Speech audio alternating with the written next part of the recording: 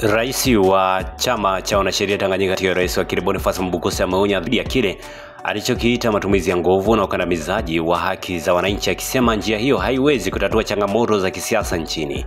Kupitia chapisho lake la mchana wa siku ya Jumapili Aprili 27, 2025 kwenye mtandao wa X, Mwabukusi ameeleza kuwa utawala wa sheria hauwezi kustawi katika mazingira ambapo mahakama zinadhalilishwa waziwazi, wananchi wanapigwa na kutupwa porini kwa vitendo vya kihalifu, huku taasisi zinazopaswa kulinda haki zikiwa dhaifu mbele ya watawala.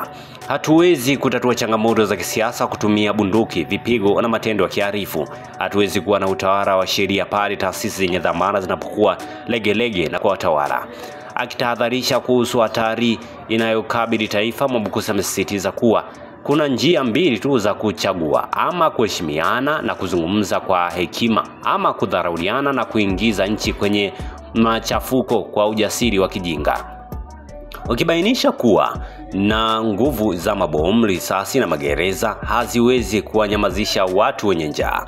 Kauli ya Wakili Boniface Mwabukusi inaonesha kuja baada ya tukio la vurugu na ukamataji wa wananchi wanachama wa Chadema na wanahabari waliokwenda kushuhudia kesi ya mwenyekiti wa Chadema Taifa Tundu Lissu, katibu mahakama ya Kisutu jijini Dar es Salaam. Asante kwa kuifuatilia Baharia TV. Usisahau kulike, kusubscribe, kucomment na kushare.